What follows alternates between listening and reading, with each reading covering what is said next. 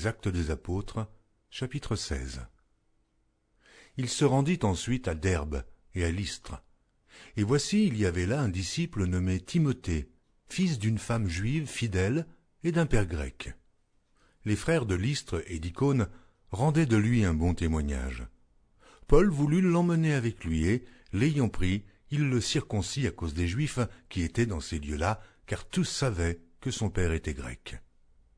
En passant par les villes, il recommandait aux frères d'observer les décisions des apôtres et des anciens de Jérusalem.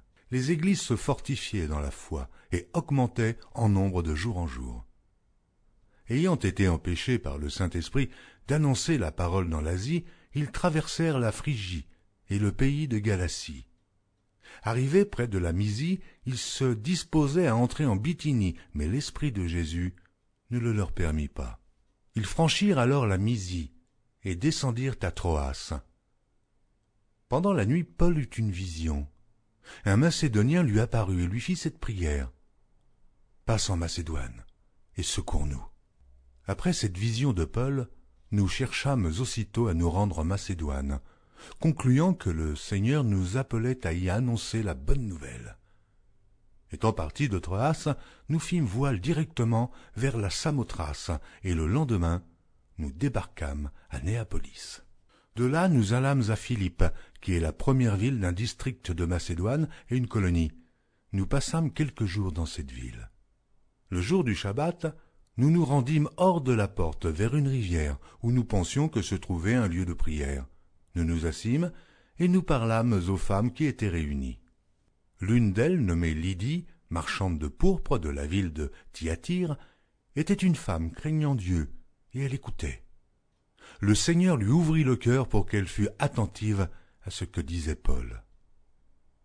Lorsqu'elle eut été baptisée avec sa famille, elle nous fit cette demande. « Si vous me jugez fidèle au Seigneur, entrez dans ma maison et demeurez-y. » Et elle nous pressa par ses instances. Comme nous allions au lieu de prière, une servante qui avait un esprit de python et qui, en devinant, procurait un grand profit à ses maîtres, vint au-devant de nous et se mit à nous suivre, Paul et nous. Elle criait « Ces hommes sont les serviteurs du Dieu Très-Haut, et ils vous annoncent la voie du salut. » Elle fit cela pendant plusieurs jours. Paul, fatigué, se retourna et dit à l'esprit « Je t'ordonne au nom de Jésus-Christ de sortir d'elle. » Et il sortit alors même. Les maîtres de la servante, voyant disparaître l'espoir de leur gain, se saisirent de Paul et de Silas, et les traînèrent sur la place publique devant les magistrats. Ils les présentèrent aux prêteurs en disant « Ces hommes troublent notre ville. Ce sont des Juifs qui annoncent des coutumes qu'il ne nous est permis ni de recevoir ni de suivre, à nous qui sommes Romains. » La foule se souleva aussi contre eux, et les prêteurs, ayant fait arracher leurs vêtements, ordonnèrent qu'on les battît de verges. Après qu'on les eut chargés de coups, ils les jetèrent en prison, en recommandant au geôlier de les garder sûrement. Le geôlier, ayant reçu cet ordre, les jeta dans la prison intérieure, et il mit les ceps aux pieds. Vers le milieu de la nuit, Paul et Silas priaient et chantaient les louanges de Dieu, et les prisonniers les entendaient. Tout à coup, il se fit un grand tremblement de terre, en sorte que les fondements de la prison furent ébranlés. Au même instant, toutes les portes s'ouvrirent, et les liens de tous les prisonniers furent rompus. Le geôlier se réveilla et, lorsqu'il vit les portes de la prison ouvertes, il tira son épée et allait se tuer, pensant que les prisonniers s'étaient enfuis. Mais Paul cria d'une voix forte « Ne te fais point de mal, nous sommes tous ici. » Alors le geôlier, ayant demandé de la lumière, entra précipitamment et se jeta tout tremblant aux pieds de Paul et de Silas. Il les fit sortir et dire « Seigneur, que faut-il que je fasse pour être sauvé ?» Paul et Silas répondirent « Crois au Seigneur Jésus, et tu seras sauvé, toi et ta famille. » Et ils lui annoncèrent la parole du Seigneur, ainsi qu'à tous ceux qui étaient dans sa maison. Il les prit avec lui à cette heure même de la nuit. Il lava leurs plaies, et aussitôt il fut baptisé, lui et tous les siens. Les ayant conduits dans son logement, il leur servit à manger, et il se réjouit avec toute sa famille de ce qu'ils avaient cru en Dieu. Quand il fit jour, les prêteurs envoyèrent les licteurs pour dire au geôlier « Relâche ces hommes ». Et le geôlier annonça la chose à Paul. Les prêteurs ont envoyé dire qu'on vous relâcha. Maintenant donc, sortez, et allez en paix. » Mais Paul dit aux licteurs, « Après nous avoir battus de verge publiquement et sans jugement, nous qui sommes Romains, ils nous ont jetés en prison, et maintenant ils nous font sortir secrètement. Il n'en sera pas ainsi. Qu'ils viennent eux-mêmes nous mettre en liberté. » Les licteurs rapportèrent ces paroles aux prêteurs, qui furent effrayés en apprenant qu'ils étaient Romains. Ils vinrent les apaiser et les mirent en liberté en les priant de quitter la ville. Quand ils furent sortis de la prison, ils entrèrent chez Lydie et, après avoir vu et exhorté les frères, ils partirent. Les Actes des Apôtres, chapitre 17. Paul et Silas passèrent par Amphipolis et Apollonie, et ils arrivèrent à Thessalonique, où les Juifs avaient une synagogue. Paul y entra selon sa coutume pendant 3 shabbats. Il discuta avec eux d'après les Écritures, expliquant et établissant que le Christ devait souffrir et ressusciter des morts. Et Jésus que je vous annonce, disait-il, c'est lui qui est le Christ. Quelques-uns d'entre eux furent persuadés et se joignirent à Paul et à Silas, ainsi qu'une grande multitude de Grecs craignant Dieu et beaucoup de femmes de qualité. Mais les Juifs, jaloux, prirent avec eux quelques méchants hommes de la populace, provoquèrent des attroupements et répandirent l'agitation dans la ville. Ils se portèrent à la maison de Jason, et ils cherchèrent Paul et Silas pour les amener vers le peuple. Ne les ayant pas trouvés, ils traînèrent Jason et quelques frères devant les magistrats de la ville en criant « Ces gens qui ont bouleversé le monde sont aussi venus ici, et Jason les a reçus. Ils agissent tous contre les édits de César, disant qu'il y a un autre roi, Jésus. » Par ces paroles, ils émurent la foule et les magistrats, qui ne laissèrent aller Jason et les autres qu'après avoir obtenu d'eux une caution. Aussitôt les frères firent partir de nuit Paul et Silas pour Bérée. Lorsqu'ils furent arrivés, ils entrèrent dans la synagogue des Juifs.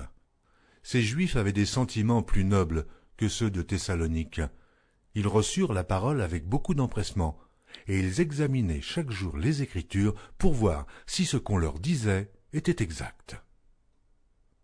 Plusieurs d'entre eux crurent, ainsi que beaucoup de femmes grecques de distinction et beaucoup d'hommes.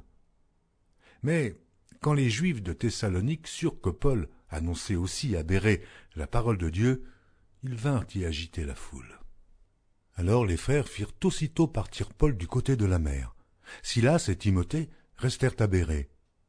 Ceux qui accompagnaient Paul le conduisirent jusqu'à Athènes, puis ils s'en retournèrent chargés de transmettre à Silas et à Timothée l'ordre de le rejoindre au plus tôt.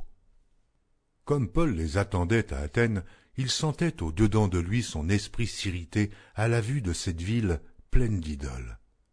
Il s'entretenait donc dans la synagogue avec les Juifs et les hommes craignant Dieu, et sur la place publique chaque jour avec ceux qu'il rencontrait. Quelques philosophes épicuriens et stoïciens se mirent à parler avec lui, et les uns disaient « Que veut dire ce discoureur ?» D'autres, l'entendant annoncer Jésus et la résurrection, disaient « Il semble qu'il annonce des divinités étrangères. » Alors ils le prirent et le menèrent à l'aréopage en disant « Pourrions-nous savoir quelle est cette nouvelle doctrine que tu enseignes? Car tu nous fais entendre des choses étranges. Nous voudrions donc savoir ce que cela peut être. » Or, tous les Athéniens et les étrangers demeurant à Athènes ne passaient leur temps qu'à dire ou à écouter des nouvelles. Paul, debout au milieu de l'aréopage, dit « Hommes athéniens, je vous trouve à tous égards extrêmement religieux. Car en parcourant votre ville et en considérant les objets de votre dévotion, j'ai même découvert un autel avec cette inscription « À un Dieu inconnu ». Ce que vous révérez sans le connaître, c'est ce que je vous annonce.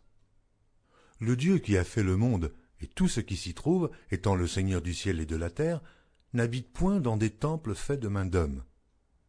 Il n'est point servi par des mains humaines, comme s'il avait besoin de quoi que ce soit, lui qui donne à tous la vie, la respiration et toutes choses. Il a fait que tous les hommes sortis d'un seul sang habitassent sur toute la surface de la terre, ayant déterminé la durée des temps et les bornes de leur demeure. Il a voulu qu'ils cherchassent le Seigneur, et qu'ils s'efforçassent de le trouver en tâtonnant, bien qu'il ne soit pas loin de chacun de nous. Car en lui nous avons la vie, le mouvement et l'être. C'est ce qu'ont dit aussi quelques-uns de vos poètes. De lui nous sommes la race. Ainsi donc, étant la race de Dieu, nous ne devons pas croire que la divinité soit semblable à de l'or, à de l'argent, ou à de la pierre sculptée par l'art et l'industrie de l'homme. Dieu, sans tenir compte des temps d'ignorance, annonce maintenant à tous les hommes, en tout lieu, qu'ils aient à se repentir, parce qu'il a fixé un jour où il jugera le monde selon la justice, par l'homme qu'il a désigné, ce dont il a donné à tous une preuve certaine en le ressuscitant des morts. Lorsqu'ils entendirent parler de résurrection des morts, les uns se moquèrent et les autres dirent « Nous t'entendrons là-dessus une autre fois. » Ainsi Paul se retira du milieu d'eux. Quelques-uns, néanmoins, s'attachèrent à lui et crurent. Denis, l'Aréopagite, une femme nommée Damaris, et d'autres avec eux. Retrouvez chaque jour sur EMCI TV une nouvelle lecture de la Bible illustrée en vidéo. Pour revoir ce programme, rendez-vous sur notre site emcitv.com.